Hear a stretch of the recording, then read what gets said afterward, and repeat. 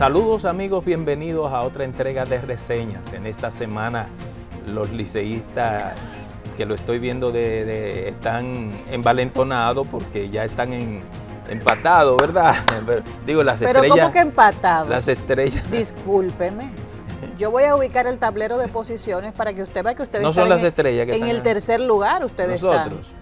Pero claro. Pero no se animen mucho, ¿no? Porque el escogido vuelve. El escogido vuelve. Pero qué juego. En la octava entrada, Escogido ganando 7-1 al Licey.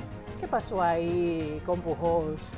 No sé. En una sola entrada, Licey anotó 8 carreras. 7 carreras más una, 8 carreras. 8, y le ganó el juego al Escogido. Bueno, dejemos ese tema. Dejemos ese tema y entonces conectémonos con la audiencia. Ajá. Respecto a la semana noticiosa. Así es. En la semanaria el presidente habló del tema de los bonos navideños. Ahí hay un ruido con el tema más por la forma en que se da, no, sino a veces la narrativa y sí, eso. La forma de comunicarlo, sí. Bueno, es un tema que ha traído, como dice Rafael, muchos ruidos, porque a veces hay ¿qué le digo? Mire, yo no sé ni cómo abordar ese tema, pero yo le decía a Rafael que a veces hay que callarse un poco, administrar el silencio, investigar para dar una información bien certera. Se ha dicho. Entonces, señores, también el presidente esta semana salió a Doha, a la cumbre que hay en Qatar. Ahí se van a discutir temas mundiales de trascendencia económica, política y geopolítica, geoestratégica en Doha. Así es que es bueno que nosotros estemos en esas cumbres, en esos encuentros de presidentes, porque uno que ha estado en ese ambiente sabe cuando un presidente está enfocado la ventaja que uno saca como país, claro, teniendo contacto con otros presidentes. Así es que la geopolítica es importantísima. Sí, y el tema del cambio climático podría ser tocado en ese evento mundial en donde van a estar presidentes, y el tema de la guerra a nivel, que es un tema que provoca desplazamientos humanos, y entonces también tiene que ver con el cambio climático. Y a propósito, claro, de ese tema, Adelaida, vamos a tenerle en la entrevista central a Omar Ramírez, que es un especialista en cambio climático. Para mí el mejor de la República Dominicana. Lo vamos a tener en la entrevista central. Así es que vamos a ver el resumen de noticias, y después del resumen de noticias vamos con la entrevista con Omar Ramírez.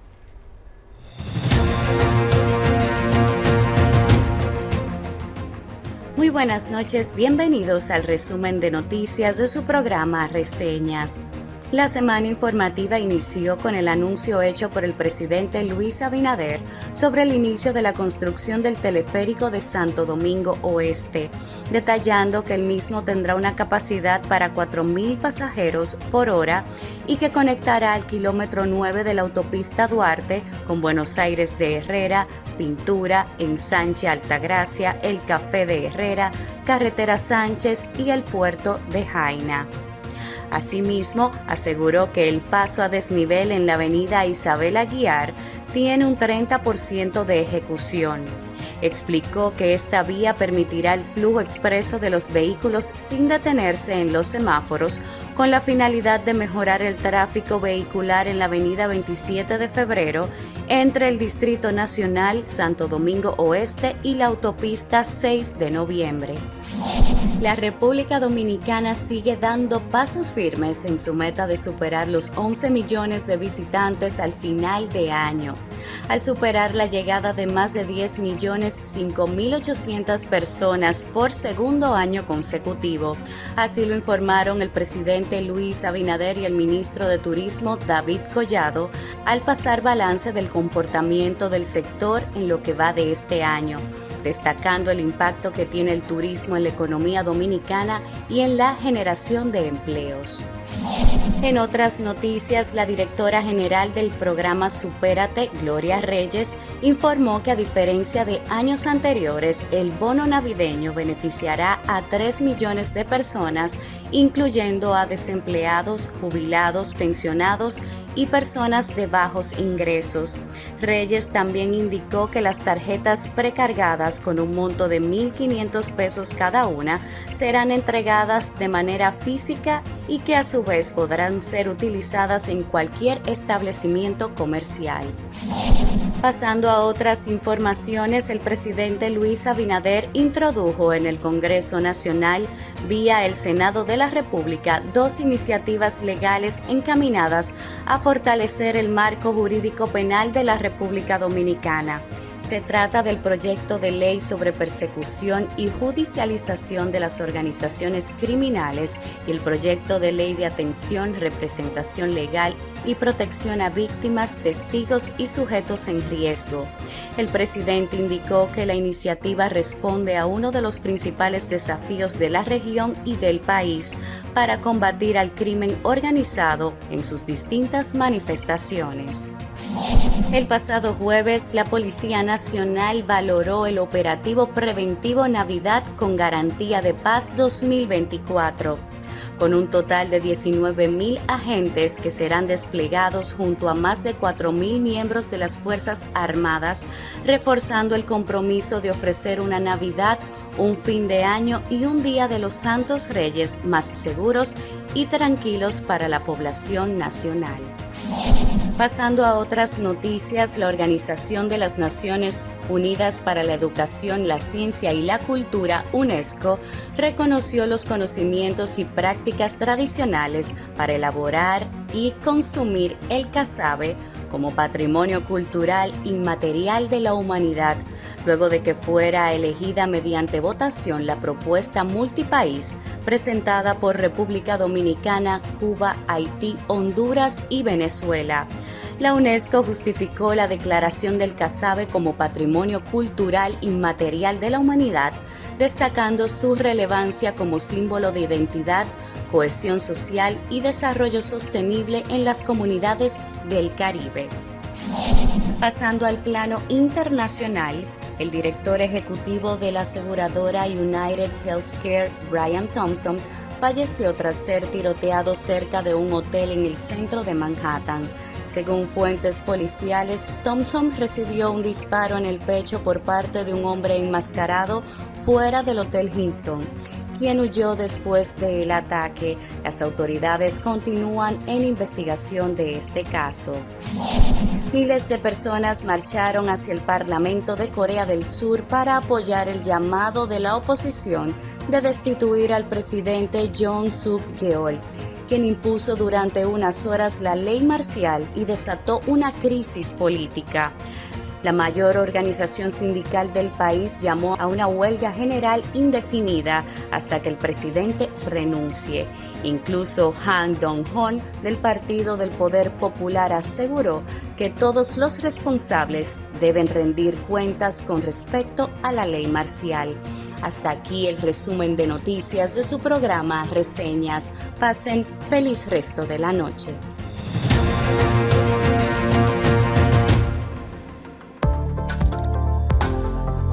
Estás viendo EN Televisión.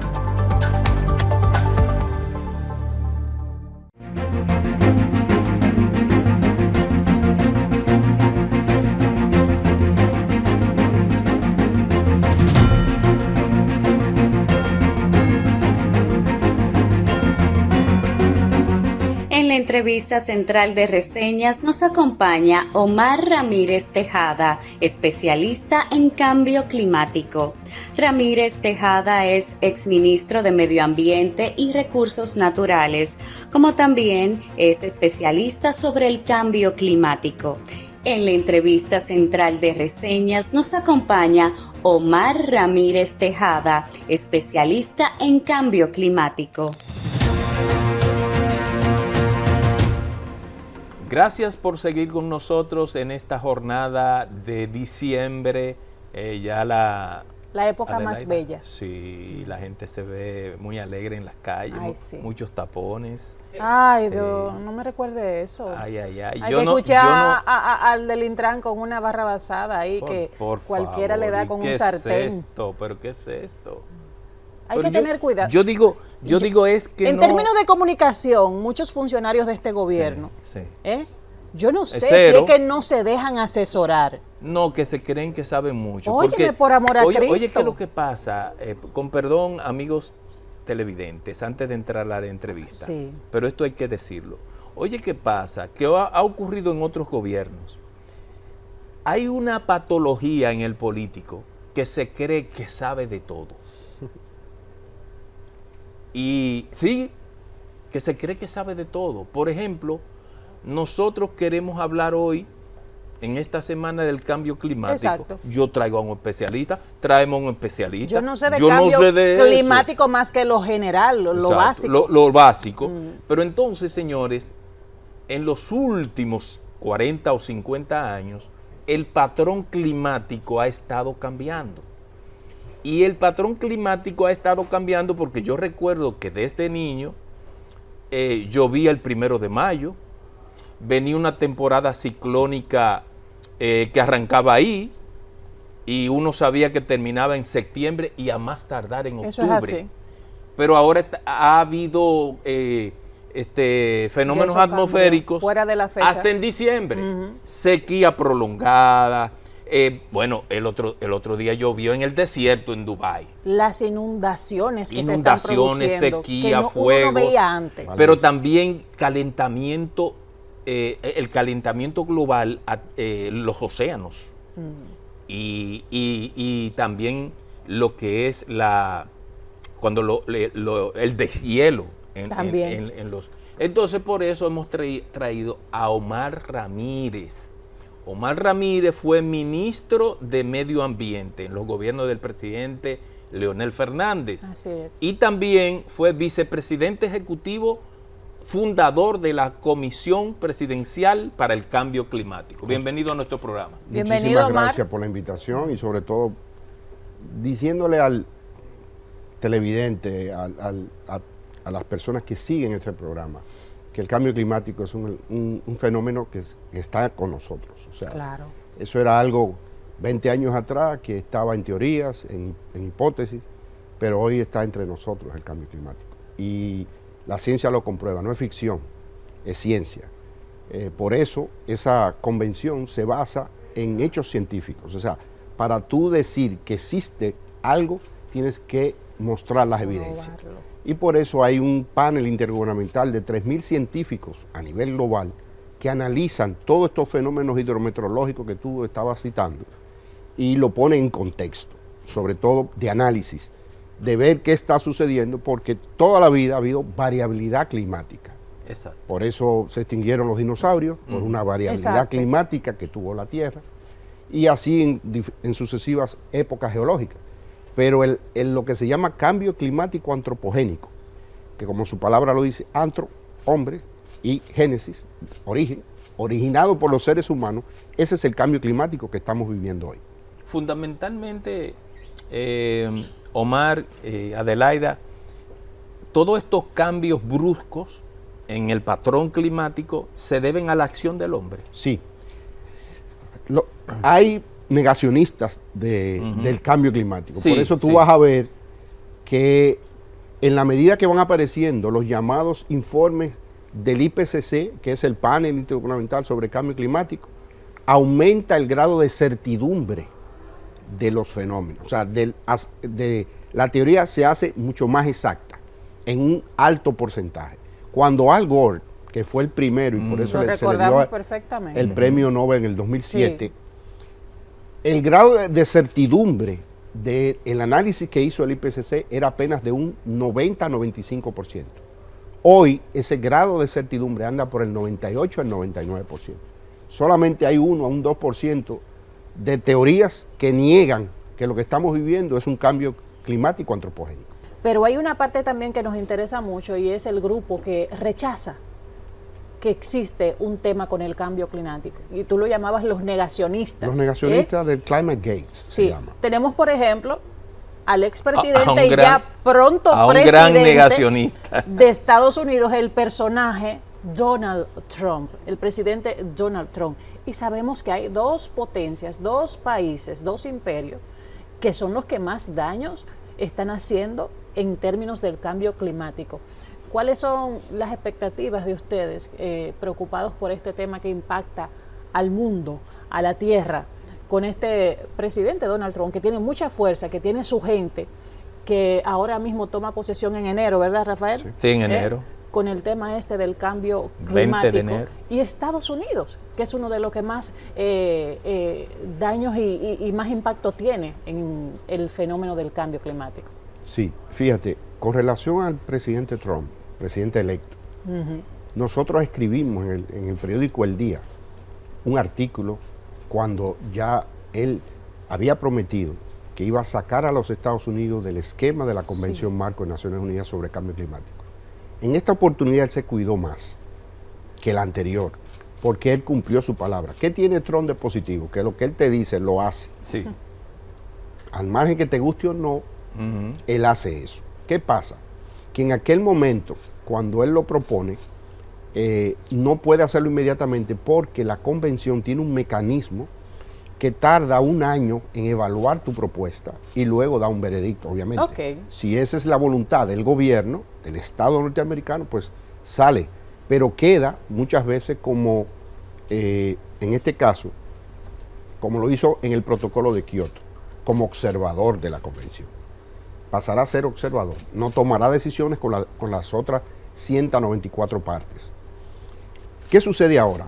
Trump no anunció que va a sacar a los Estados Unidos. Lo que sí dijo, y es lo que a nosotros, los que trabajamos el tema, no nos gusta, es que le iba a dar mucho más peso a la explotación petrolera, donde él dice que el país, y es verdad, que tiene las mayores reservas, y él pasa a ser el principal país petrolero del mundo, es los Estados Unidos. Él lo dijo. Sí. Entonces, al decir eso, está dando un espaldarazo a todo lo que venimos ganando ahora, él lo echa atrás. ¿Qué ganamos nosotros? En Dubái, en la COP28, por primera vez en 28 años de negociación, queda taxativamente explícito que vamos a reducir los combustibles fósiles, al llegar al punto de no uso de combustibles fósiles al 2050. Esto significa que Trump no está de acuerdo con esa toma de decisión colectiva. Y él entiende que debe echar eso atrás. Ahora bien, en la COP29, fíjate que las últimas COP están presididas por países petroleros. El caso de los Estados Árabes Unidos, donde fue en Dubái, y ahora en la COP29 fue en Azerbaiyán, que fue el primer país petrolero del planeta y contribuye con 0,9% a la producción petrolera del mundo.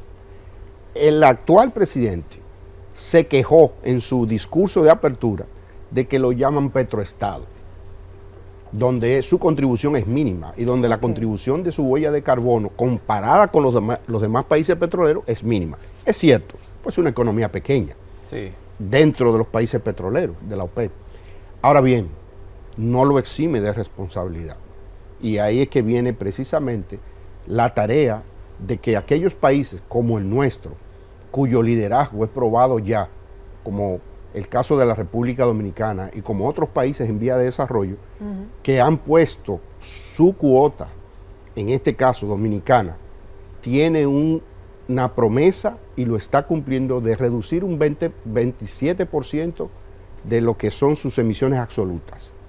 Es un esfuerzo muy grande, porque eso significa que parte del presupuesto nacional de finanzas públicas tienen que ir precisamente a la inversión de las tecnologías y de los esfuerzos para reducir esas emisiones, tanto en el aparato productivo como en las actividades económicas que tienen un componente de emisión. Pero que además eso es uno de los 17 objetivos del desarrollo sustentable de las Naciones Unidas. Así mismo es. Y República Dominicana es signataria y la mayoría de los países organizados en el mundo son miembros de ese acuerdo, han ratificado ese acuerdo.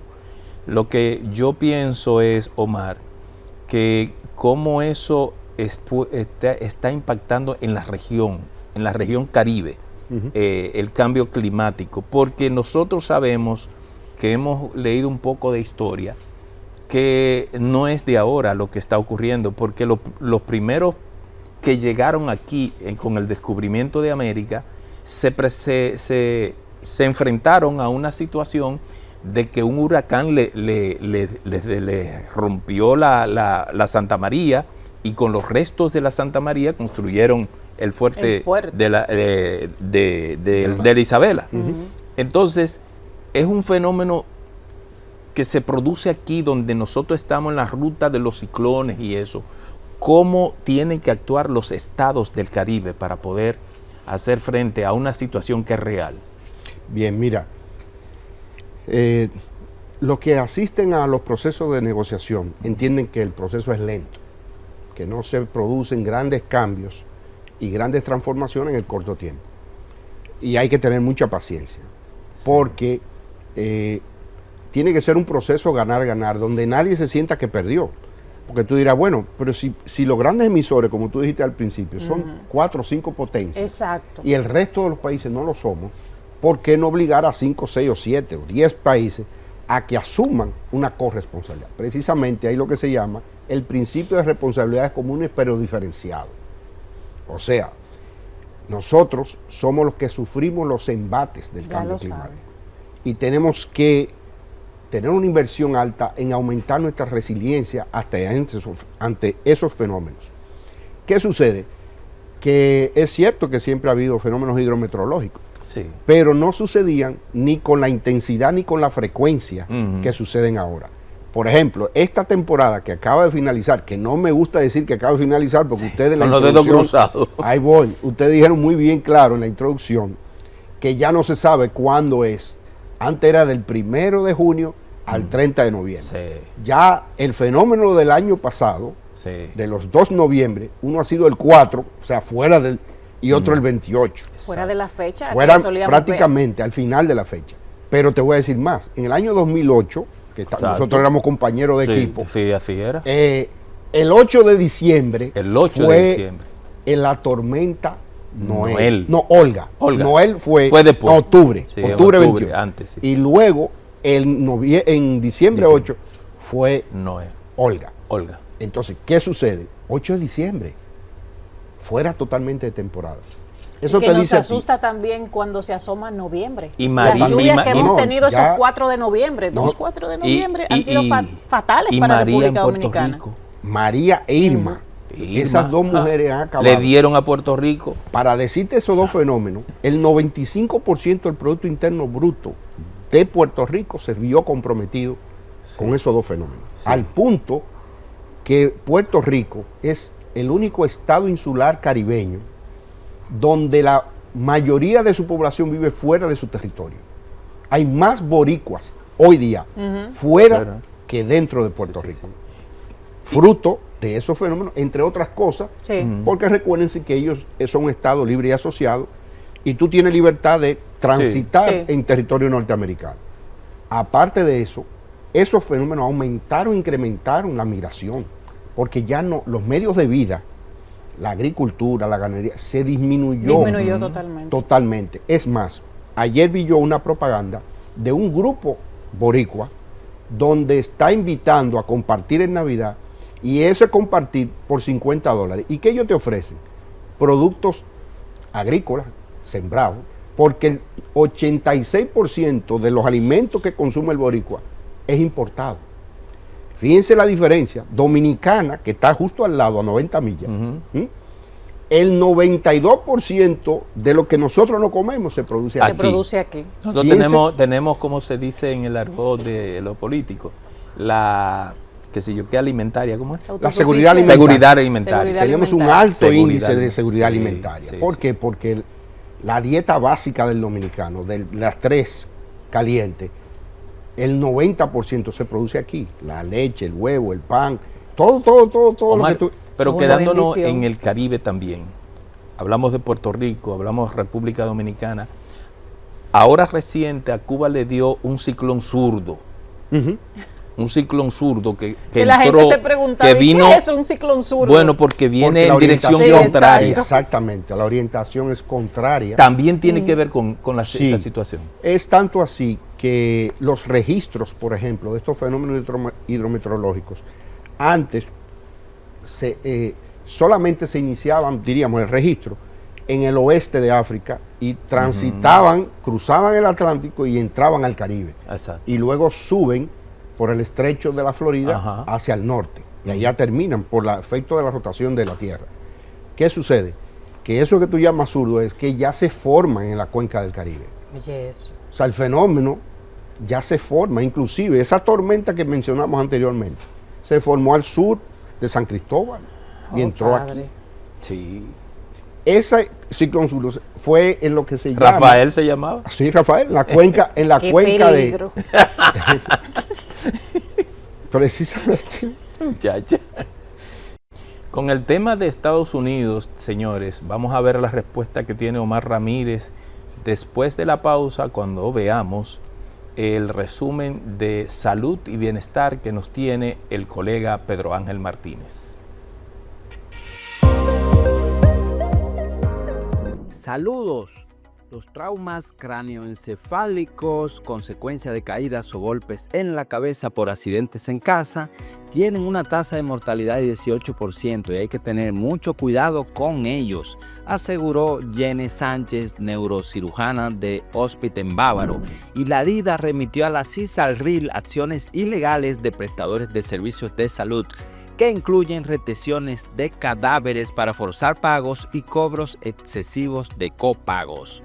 El Círculo de Periodistas de la Salud instaló una nueva directiva presidida por Carol Martínez Medina, y Punta Cana Resorts abre las puertas de su spa en un exclusivo espacio de bienestar. En agenda, señores, la Sociedad de Ortopedia realizará de jueves a domingo su Congreso Internacional en Punta Cana. Y en bienestar, el Rally de los Bueyes inicia el sábado en Santiago y culmina el domingo en la provincia de Espaillat. Más informaciones en resumendesalud.net.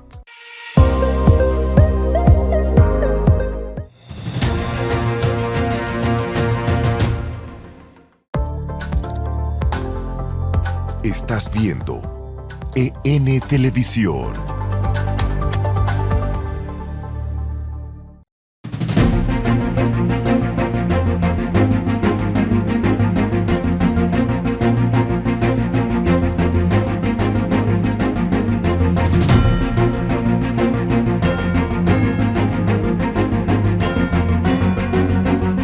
Gracias por continuar con Reseñas. Estamos conversando con Omar Ramírez sobre cambio climático. Y Rafael se quedaba en la parte de los efectos que han surgido en Estados Unidos, uno de los principales emisores. Que no se veía antes. Exactamente, que no se veía antes. Omar nos va a explicar el porqué de eso, pero yo también quiero agregarle lo que ha ocurrido hace poco en España. Sí. El caso de las Valencia. danas. Eso fue una cosa terrible.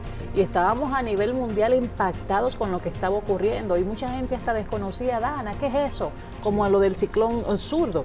Han surgido cosas que la humanidad necesita hasta ser edificada del impacto de todas estas cosas. Mira, en todo esto hay situaciones que la humanidad tiene que hacer conciencia de que la naturaleza así como te la hace, te la cobra. Así mismo. Y muchas veces empezamos a edificar en palocauces, en sitios donde antes había un arroyito y de repente desapareció y luego vuelve y se retoma.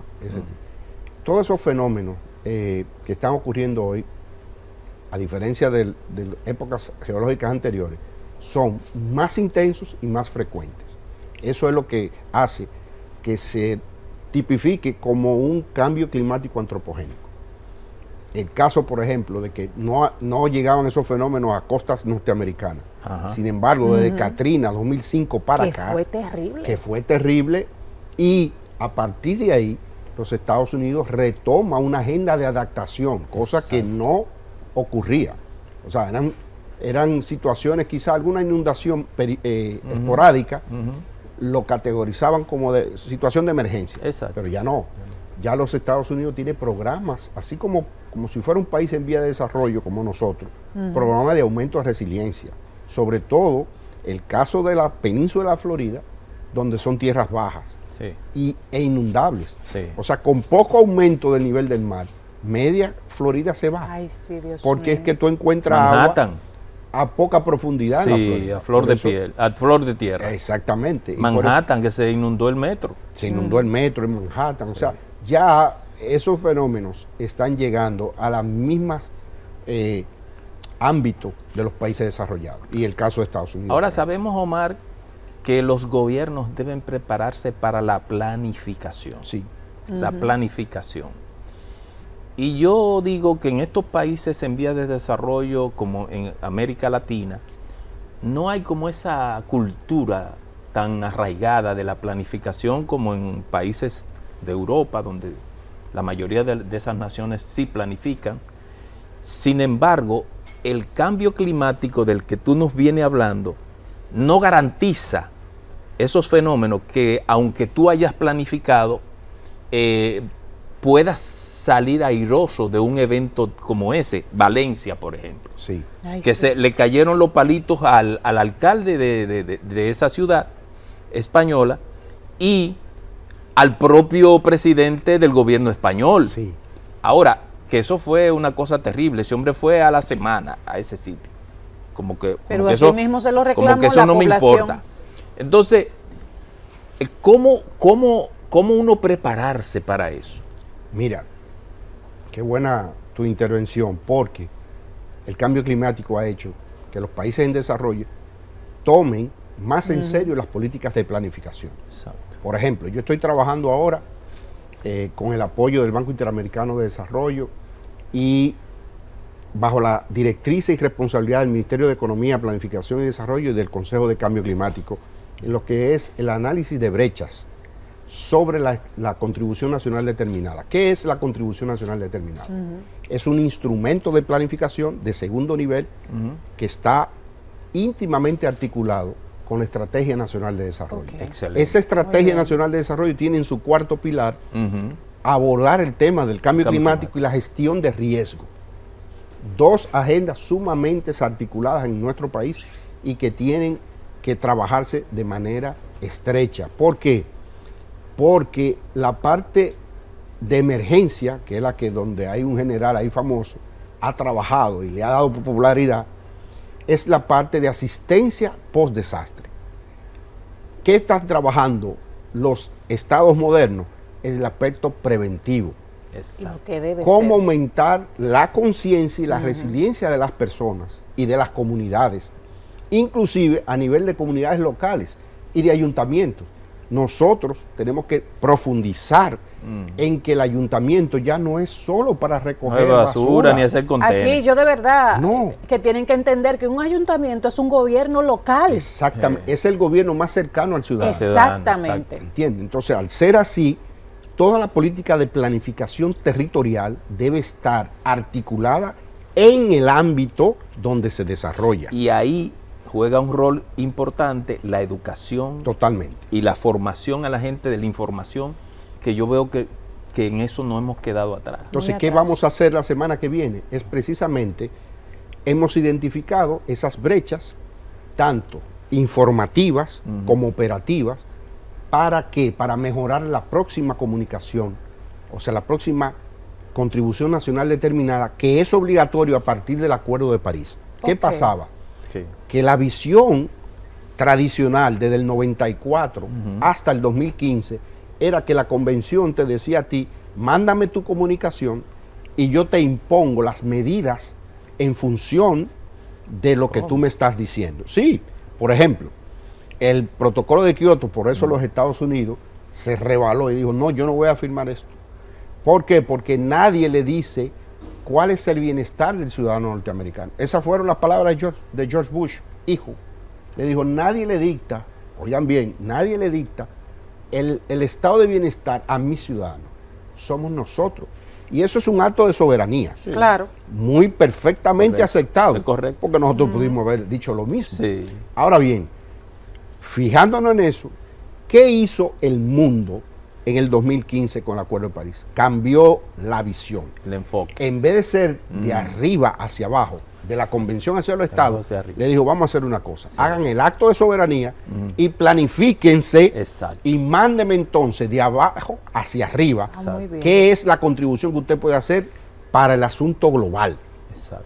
Y efectivamente, esa soberanía se explicita a través de la contribución nacional determinada por el país. Ese ejercicio se tiene que hacer cada 5 años y mandarlo.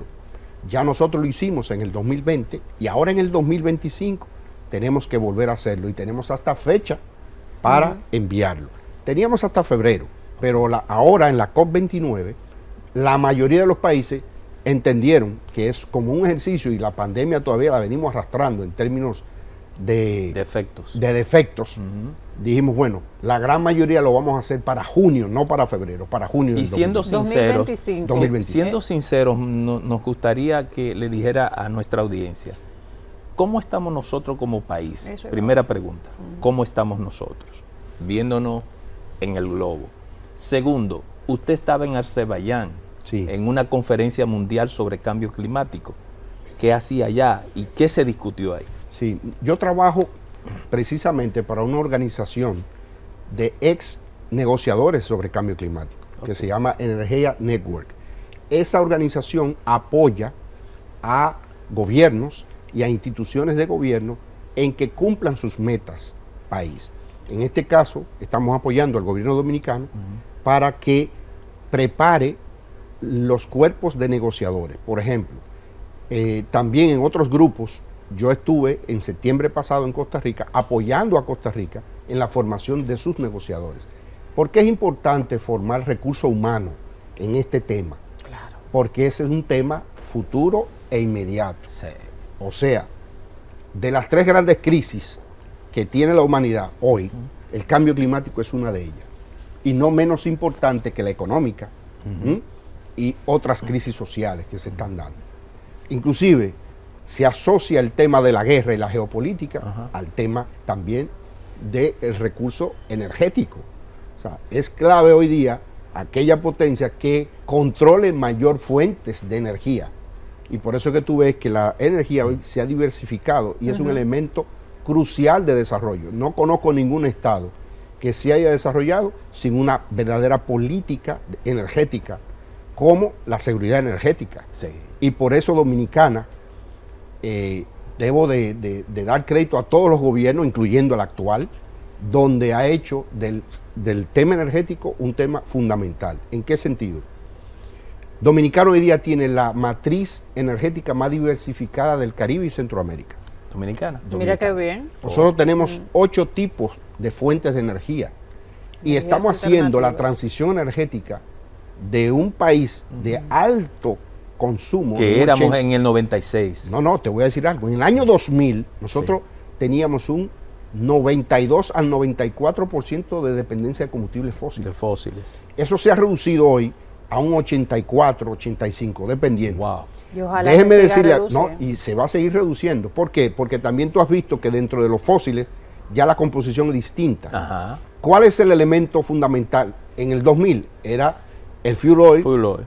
6 y 2. Sí. Hoy es el gas natural, exacto, que es fósil todavía, pero menos carbono intensivo. Entonces, al ser menos carbono intensivo, la huella de carbono del país disminuye. Exacto. En donde tenemos que ahora buscar es levantar la resiliencia de los dominicanos y las dominicanas. Toma de conciencia ante los fenómenos que te impactan y que están dentro de nosotros ya, porque la sequía, de los 6 amenazas que tiene este país. La migración. Ahí voy. No, la migración es fundamental. Yo tengo una hipótesis, y es que el haitiano no es un emigrante económico, es un emigrante ecológico, porque su hábitat está totalmente destruido. Destruida. Sí. Entonces, ¿qué fuente de medios de vida tú puedes tener donde está deforestado, donde no hay agua y donde no hay medios de subsistencia? Tú tienes que salir de ahí huyendo. Y por eso cada vez que, perdona Rafael, cada vez que hay un fenómeno, ¿verdad?, de estos ciclones, huracanes, Haití sí pasa por ahí, porque es que la tierra no tiene de dónde sosternerse. Exactamente. Y la gente no entiende la importancia de un árbol, de un bosque, eso sostiene la tierra, le da fuerza. Cuando vienen esos fenómenos atmosféricos, esos ciclones, esos tornados, whatever, la tierra puede combatir un poco y no se va todo a pique, como pasa en Haití. Ahí voy.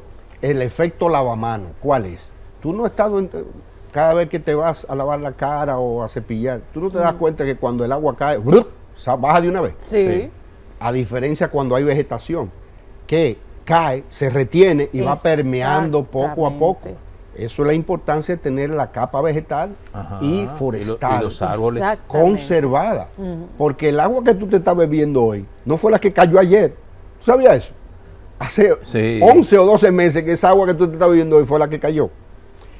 Para darles una idea al ciudadano de cómo la importancia que tienen las políticas públicas de conservación de la naturaleza, del área forestal, de las áreas protegidas, es muy importante. Los ríos. Y han cobrado mucha importancia en la actualidad. Omar, se nos acabó el tiempo. No puede ser. Sí, señor.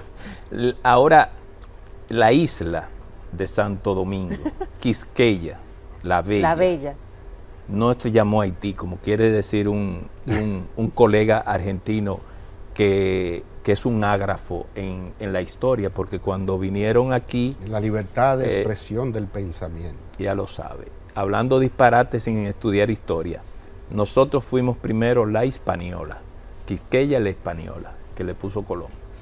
Pero esta isla, tú mencionabas a un personaje que fue vicepresidente de los Estados Unidos, fue él el primero que llamó la atención sobre la diferencia entre el este y el oeste, República Dominicana y Haití, de la deforestación tan grande que había de aquel. Debo de hacer, porque qué bueno que Rafael dice eso, y fíjense que la importancia de tú investigar en donde tú te dices ser especialista. Al Gore tomó ese ejemplo de colapso de Jared Diamond. Sí. Mira. Capítulo 6. Okay. Por eso, yo, a los legisladores dominicanos les sugiero que utilicen los recursos para investigar. Claro. No para dar otras cosas que no necesita el pueblo dominicano. Así es. O sea, si tú lees Colapso, esa publicación, ahí te vas a dar cuenta la diferencia, cómo él trata desde el punto de vista sociológico, cómo estos dos pueblos en una misma isla tienen distintos destinos. Bueno, Omar, de verdad que yo sé que la audiencia ha quedado muy satisfecha con tus explicaciones. Muchas gracias. Ojalá que desde el sector público, Adelaida, se tomen en cuenta a personas dominicanos con esa formación y ese conocimiento que tiene Omar, que a mí no me sorprende, porque... Esa es la escuela bochista. Exacto. Muchas gracias, Omar. Así que... Gracias, Omar. Gracias, Rafael. Por estar aquí en este programa. Gracias, Omar. No, y gracias a Mabel, que me tiene aquí. Mabel Monero. Así mismo. Gracias a ustedes también por estar como cada sábado con este espacio, Reseñas. Les exhortamos, como siempre, a portarse bien, y el que decida portarse mal, ¿verdad, Rafael? Que nos llame por teléfono. Que asuma las consecuencias. Feliz resto del fin de semana.